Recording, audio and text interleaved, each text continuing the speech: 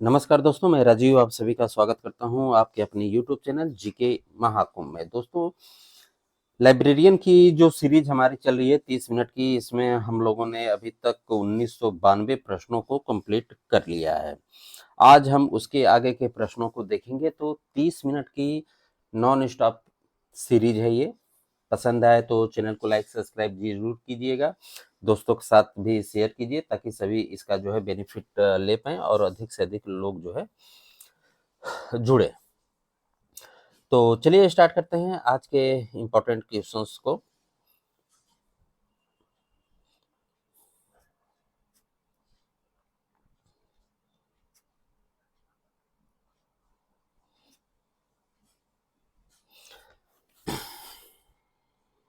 सूचना की वृद्धि प्रबंधन की सीमा काबू से बाहर हो जाए तो उसे क्या कहते हैं? प्रश्न को आराम से प्यार से समझिए पहले। सूचना की वृद्धि प्रबंधन की सीमा यानी कि मैनेजमेंट से जब बाहर हो जाए तो उसे क्या कहते हैं? तो सूचना विस्फोट कहते हैं। Option B right option. अगला प्रश्न, बिब्लियोमेट्रिक्स क्या है? बिब्लियोमेट्रिक्स क्या है? देखिए, तो राइट आंसर है सूचना प्रबंधन उपकरण। ऑप्शन सी, किताबों, लेखों और अन्य प्रकाशनों का विश्लेषण करने के लिए बिब्लियोमेट्रिक्स सांख्यिकी विधियों का जो है उपयोग होता है। पुस्तकालय और सूचना विभाग के क्षेत्र में बिब्लियोमेट्रिक विधियों का अक्सर उपयोग किया जाता है। बिब्लियोमेट्रिक्स का उप क्षेत्र जो वैज्ञानिक प्रकाशनों के विश्लेषण से जो है खुद कनेक्ट करता है, उससे जो है कहते हैं। आगे देखते हैं।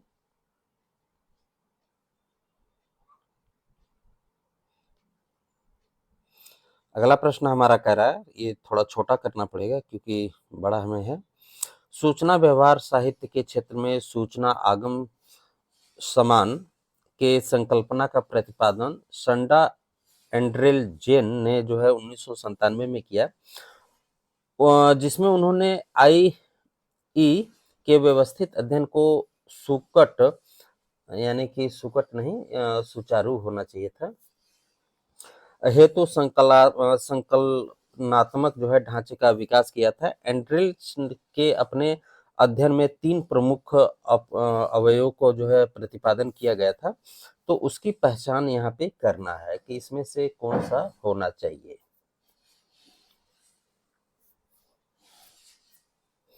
तो इसमें जो है सूचना प्रयोक्ता की विशेषता होनी चाहिए, सूचना खोजने संबंधित आदत का विकास होना चाहिए और सूचना परिवेश की विशेषता होनी चाहिए। ये तीनों होनी चाहिए।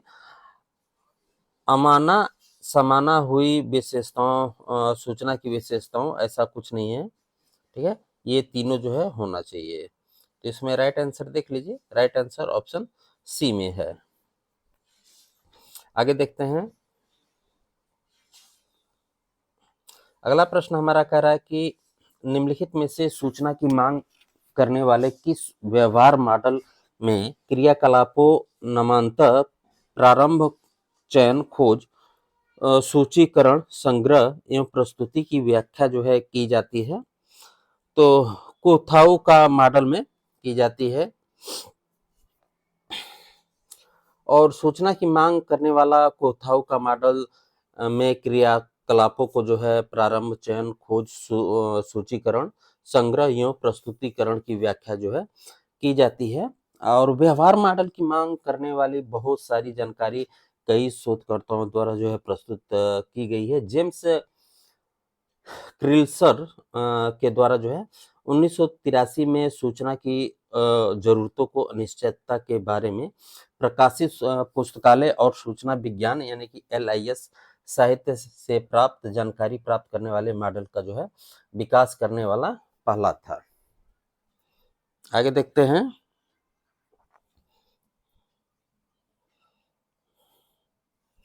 निम्नलिखित में से सूचना भरण का सटीक उदाहरण है।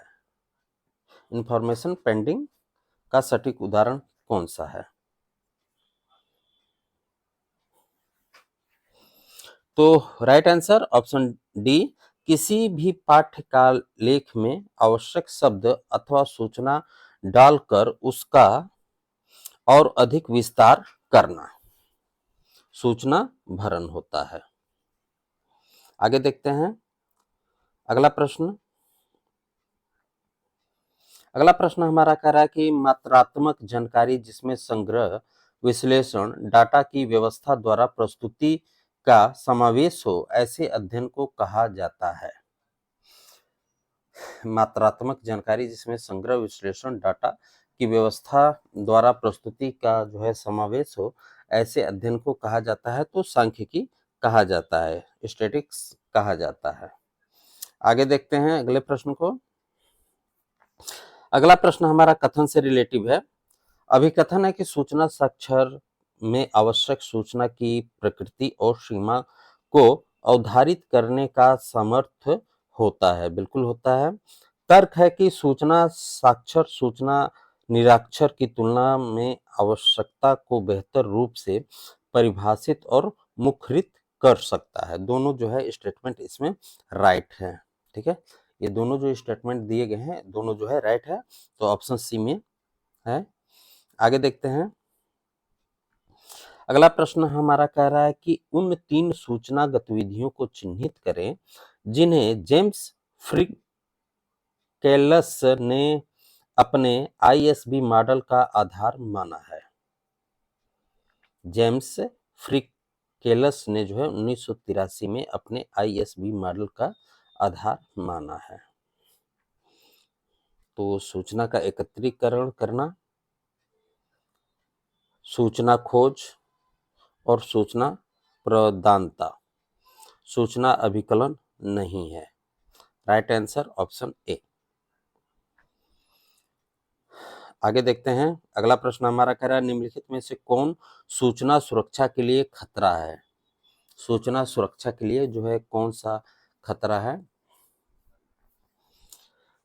देखिए आईपीआर जो है समझौते और एसपीयोन्ज के जो है कार्य ये जो है सूचना के लिए खतरा होते हैं, जबकि व्यक्तिगत फायरवॉल और एंटी स्पाईवेयर ये दोनों जो है सूचना सुरक्षा के लिए खतरा नहीं है। तो इसका राइट आंसर ऑप्शन सी में है। ठीक है, 2 और 4 जो है सही है। अगला प्रश्न देखते हैं।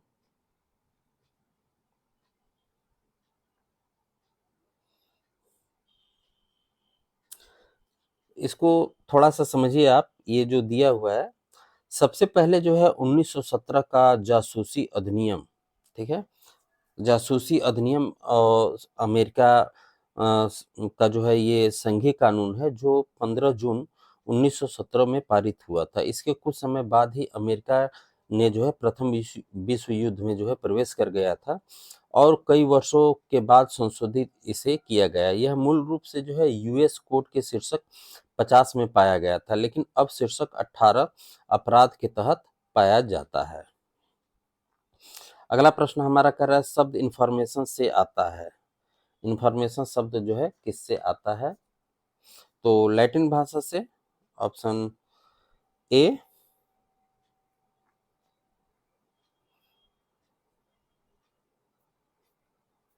अगला प्रश्न, सूचना होनी चाहिए, सूचना जो है कैसी होनी चाहिए। सूचना जो है कैसी होनी चाहिए, तो विश्वसनीय होनी चाहिए, संपूर्ण होना चाहिए और उचित समय पे होना चाहिए। अगर समय पे आपको नहीं इंफॉर्मेशन मिल रही है और 2 घंटे बाद मिल रही है तो उस इंफॉर्मेशन का कोई अस्तित्व नहीं रह जाता है। तो इसका राइट आंसर ऑप्शन डी होगा। अगला प्रश्न, सूचना खोज में खोज के संदर्भ में एंड और नॉट का जो है प्रयोग है, क्या चीज है। सूचना खोज के संदर्भ में एंड और जो है नॉट का प्रयोग क्या है। तो ये जो है बुलियन लॉजिक को निरूपित करता है। बुलियन जो है गणितज्ञ अंकीय इलेक्ट्रॉनिक का जो है आधार बन गया तथा इलेक्ट्रॉनिक संगणक का हार्डवेयर तथा सॉफ्टवेयर, डेटाबेस, खोजी यंत्र एवं अन्य तार्किक डिजाइनों में अत्यंत उपयोगी होता है। ठीक है, तो तार्किक अंतर ऑप्शन सी। अगला प्रश्न, जानकारी के संदर्भ में एंट्रॉपी इसका परिणाम है। जानकारी के संदर्भ में एंट्रॉपी जो है इसका परिणाम है। तो जानकारी की निसंदेहता की डिग्री, ऑप्शन डी। अगला प्रश्न, सूचना क्या है? सूचना क्या है? तो प्रसंस्कृत डाटा यानी प्रोसेस होके जो है इंफॉर्मेशन मिलती है। अगला है, इंफॉर्मेशन शब्द का पहली बार इंफॉर्मेशन शब्द जो है पहली बार जो है कब प्रयुक्त किया गया था? तो 1960 में, ऑप्शन डी।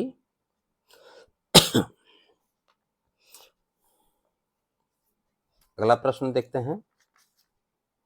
अगला प्रश्न हमारा है, सूचना सेवा का अत्यावश्यक दृष्टिकोण कौन सा है? सूचना सेवा का अत्यावश्यक दृष्टिकोण कौन सा है? तो सूचना संचार, ऑप्शन ए। अगला प्रश्न, ट्रंकेशन तकनीक का प्रयोग किया जाता है। ट्रंकेशन तकनीक का प्रयोग जो है किया जाता है किसमें?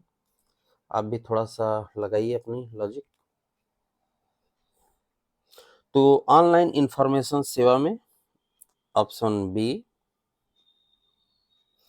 ऑनलाइन सूचना प्राप्ति प्रणाली जो है एक प्रकार की प्रणाली या तकनीक आप कह सकते हैं। इसके द्वारा उपयोगकर्ता विभिन्न मशीन पठनीय ऑनलाइन डेटाबेस से अपनी वांछित जानकारी जो है रिसीव कर सकता है। ऑनलाइन सूचना पुनः प्राप्ति प्रणाली पहली बार 1970 के दशक में शुरू हुई थी। आगे देखते हैं। अगला प्रश्न हमारा कह रहा है, अभिकथन है, जैसे जैसे प्रत्याहवन का स्तर गिरता है परिशुद्धता का स्तर बढ़ जाता है। तर्क है कि प्रत्याहवन का और जो है परिशुद्धता सदैव जो है विलोमतः सहसंबंधित नहीं होते हैं। दोनों कथनों में से जो है कौन सा सही है उसे जो है देखना है। तो ए सही है परंतु आर गलत है। ऑप्शन बी राइट आंसर है।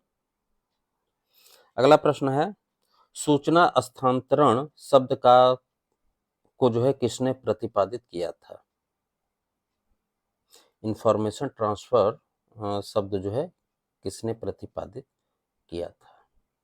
तो बिसमैन ने, ऑप्शन सी। और सूचना स्थानांतरण तो बिसमैन ने दिया था, लेकिन सूचना पुनः प्राप्ति भी एक वर्ड आता है एग्जाम में बार बार, तो ये कैल्विन मूर्स के द्वारा प्रतिपादित किया गया था। ये दोनों चीजों को आप ध्यान रखिएगा, सूचना स्थानांतरण बिसमैन और कैल्विन मूर्स जो ऑप्शन दिया हुआ है ये जो है सूचना पुनः प्राप्ति यानी कि इंफॉर्मेशन रिट्रीवल। आगे देखते हैं। यहाँ पे दे भी दिया है। अगला प्रश्न हमारा है, ब्लेस का पूरा नाम क्या है? ब्लेस का पूरा नाम क्या है? तो British library automated information service, option C. अगला प्रश्न, मुख्य कारक जो कि संपूर्ण पुनः प्राप्ति प्रणाली में एक रूपता को लागू करता है। मुख्य कारक जो कि संपूर्ण पुनः प्राप्ति प्रणाली में एक रूपता को लागू करता है।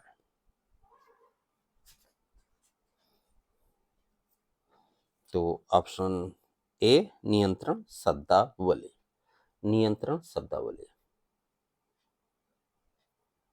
आगे देखते हैं। अगला प्रश्न हमारा कह रहा है कि किसने शब्द सूचना पुनः प्राप्ति प्रदान किया? तो अभी मैंने ऊपर बताया है, कैल्विन मूर्स, ऑप्शन सी। या सी मूर्स भी आप कह लीजिए। और इनका जन्म जो है 24 अक्टूबर 1919 को हुआ था और मृत्यु जो है 1 दिसंबर 1924 को सॉरी माफ कीजिए 1994 को हुआ था। और जो है ये अमेरिकी कंप्यूटर वैज्ञानिक थे जो सूचना पुनः प्राप्ति में अपने काम के लिए प्रोग्राम भाषा TRAC के लिए जो है जाने जाते हैं। TRAC का पूरा नाम है टेक्स्ट रिकॉर्डिंग एंड कंप्यूटिंग। ठीक है, सूचना पुनः प्राप्ति सूचना प्रणाली संसाधनों को प्राप्त करने की गतिविधि होती है। आगे देखते हैं। अगला प्रश्न हमारा कह रहा है कि क्रियाओं का अनुक्रम जिसके परिणाम स्वरूप अपेक्षित जानकारी प्राप्त होती है को कहलाती है। क्या कहलाती है? तो पुनः प्राप्ति प्रणाली, ऑप्शन ए। अगला प्रश्न, सूचना उद्धरण में शोर की वजह से होता है। शोर से क्या होता है? नॉइस, अतिरिक्त सूचना। अगला प्रश्न,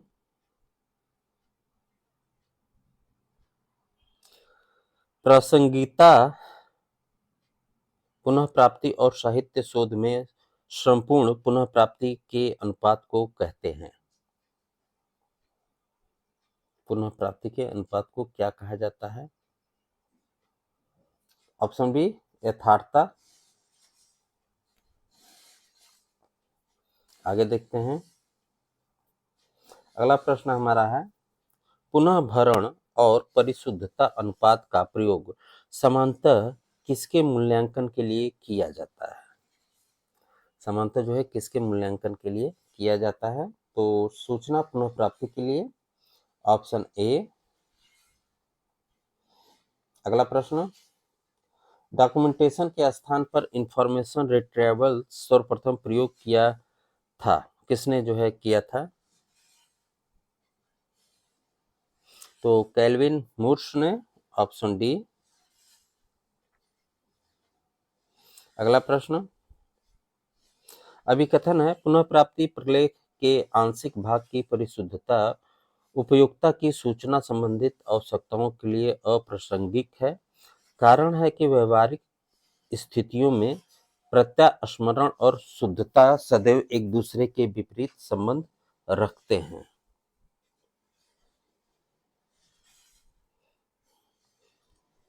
तो राइट आंसर ऑप्शन डी है। ए गलत है मगर आर सही है, ऑप्शन डी। अगला प्रश्न हमारा है, IR में गुच्छीकरण शब्द निरूपित करता है, यानी कि क्लस्टरिंग निरूपित करता है। तो अभिलेखों के एक साथ समूहीकरण जिनकी विशेष मूल्यों के साथ सामान्य आवृत्ति हो। प्रश्न थोड़ा आपको हार्ड लग रहे होंगे। अब हल्के वक्त के प्रश्न का समय जो है चला गया है कि आपसे एकदम आसान क्वेश्चन पूछे। अच्छा, आसान क्वेश्चन भी 10 या 15 ही पूछते हैं, उसके बाद सारे क्वेश्चंस जो है हार्ड होते हैं। अब वो समय गया कि खुदा बख्श कहाँ है।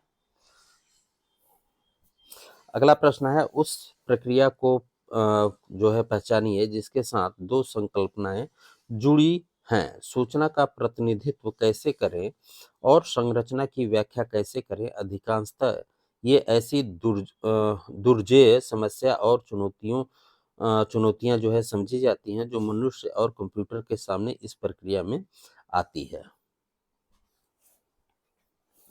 तो सूचना पुनः प्राप्ति काफी लंबा चौड़ा स्टेटमेंट जो है खींच दिया, लेकिन सीधा क्वेश्चन नहीं पूछा और ये घुमा के पूछा है।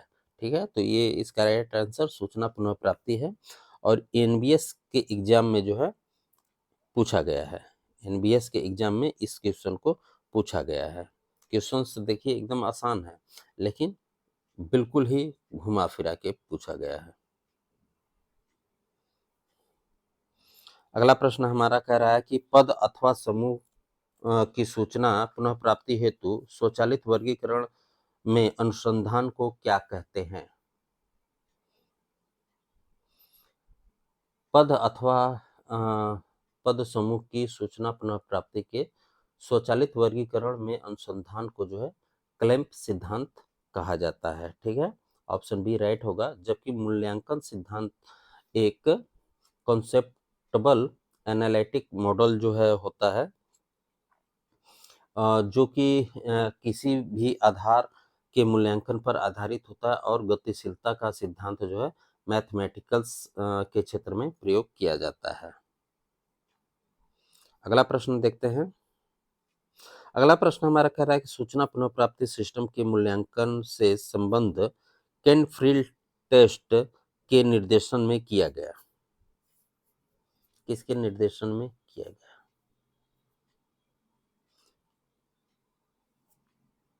तो CW क्लेवर्डन के निर्देशन में जो है किया गया था। Option A.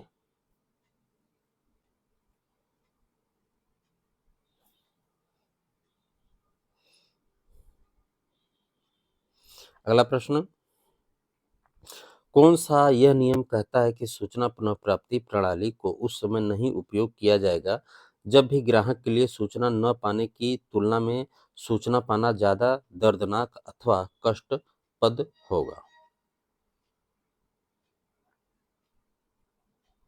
मूर का सिद्धांत था ये। मूर ने ये सिद्धांत दिया था।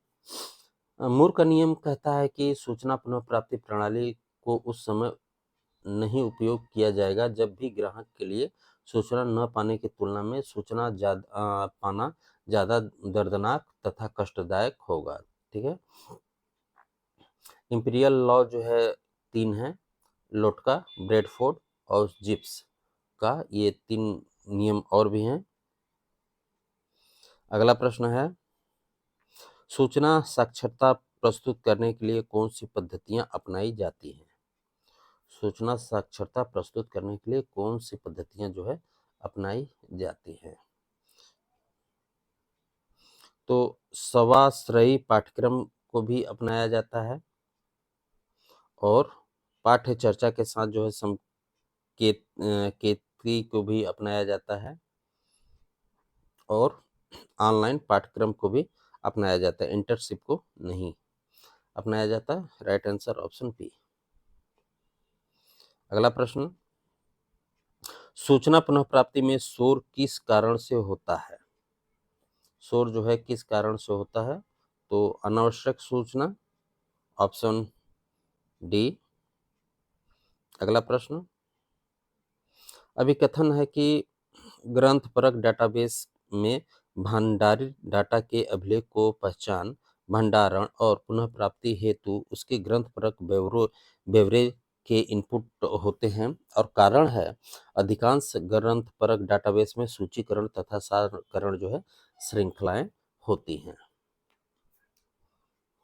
तो ये दोनों स्टेटमेंट जो है सही हैं, ए और बी। अगला प्रश्न देखते हैं। अगला प्रश्न हमारा कह रहा है कि किसी भी सूचना पुनः प्राप्ति प्रणाली के इम्पैक्ट फैक्टर का मापन करने की महत्वपूर्ण पद्धतियां हैं।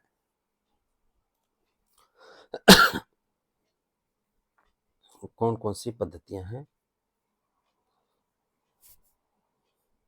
तो यथार्थता की दर और पुनः स्मृति की दर, 2 और 3। 2 और 3 ऑप्शन सी में है। Right answer option C. अगला प्रश्न, अभिकथन है कि प्रत्यावहन यथार्थता चक्र का निहितार्थ यह है कि यदि हम प्रत्याहवन हवान में सुधार करने का प्रयास करते हैं तो हम यथार्थता की कीमत पर ही ऐसा कर सकते हैं। और तर्क दिया जा रहा है कि प्रत्याहवन की यथार्थता वक्र किसी दिए गए तंत्र के औसत कार्य निष्पादन को जो है निरूपित करता है। तो ये दोनों स्टेटमेंट जो है सही हैं। ऑप्शन ए इसका राइट आंसर है। अगला अभिकथन दिया हुआ है कि अधिकांश सूचना पुनः प्राप्ति प्रणाली जिन्होंने गुणवत्तापूर्ण खोज तकनीकों का जो है उपयोग किया, प्रयोक्ताओं के सूचना ढूंढने व पुनः प्राप्ति व्यवहार का पता लगाया। तर्क है कि गुणवत्तापूर्ण खोज विधियों से मानव व्यवहार का पता लगाने में मदद मिली है। तो ये दोनों स्टेटमेंट जो है सही हैं। ऑप्शन सी इसका राइट आंसर होगा। अगला प्रश्न हमारा है, निम्नलिखित स्रोतों में से कौन सा उद्धृत संदर्भों को जो है अनुक्रमित करता है? कौन करता है?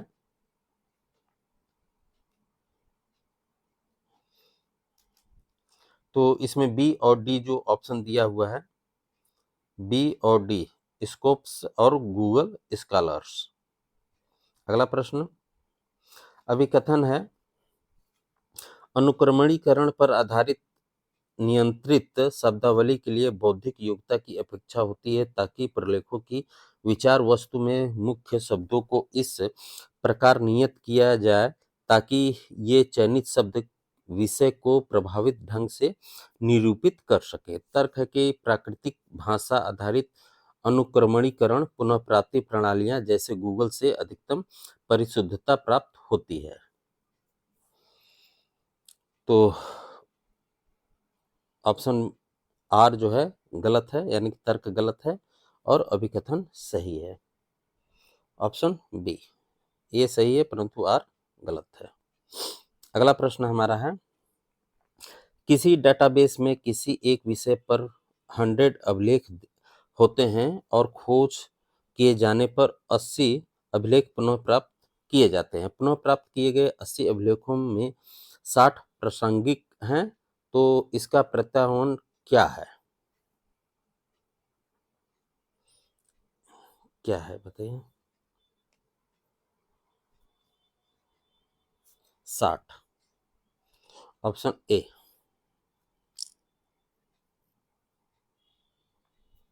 अगला प्रश्न, अभिकथन दिया हुआ है कि आईआर में अनिश्चितता और प्रासंगिकता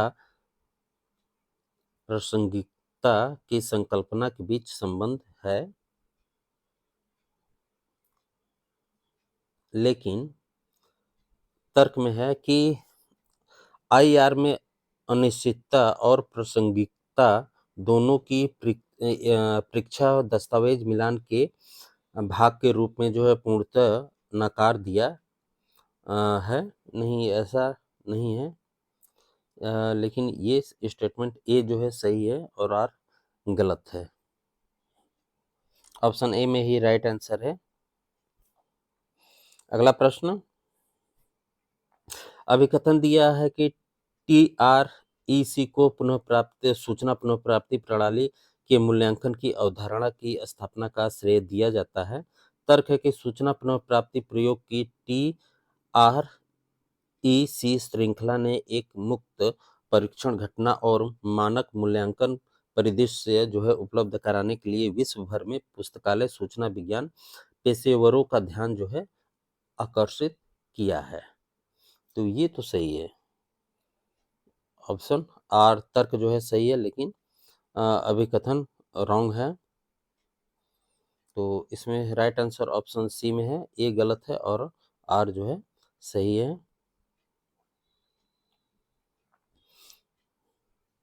अगला है, सूचना पुनः प्राप्ति डोमेन में प्रायिकता मॉडल अप्रचलित होता जा रहा है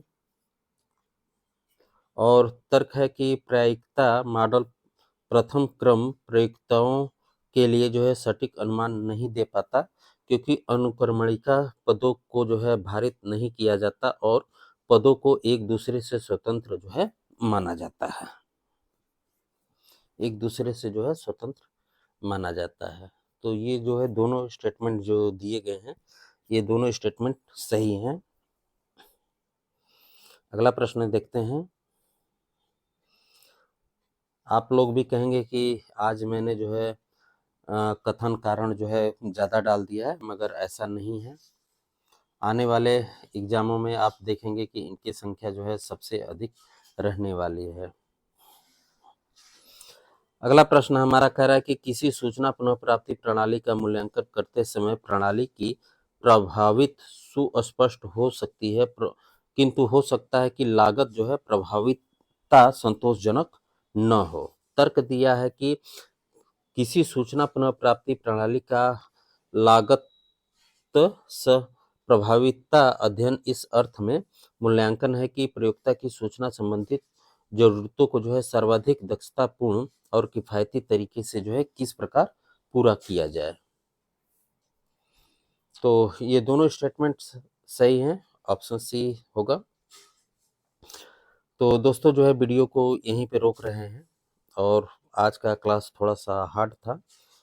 अब क्या किया जाए, अब दोनों तरीके हर तरीके के प्रश्न आपको लाने की कोशिश है, ताकि आपका एग्जाम जो है किसी भी तरीके के क्वेश्चंस पूछे आप वो क्वेश्चंस कर पाए। तो पसंद आया तो चैनल को लाइक सब्सक्राइब जरूर कीजिएगा। मिलते हैं अगले वीडियो में, ख्याल रखिए, धन्यवाद।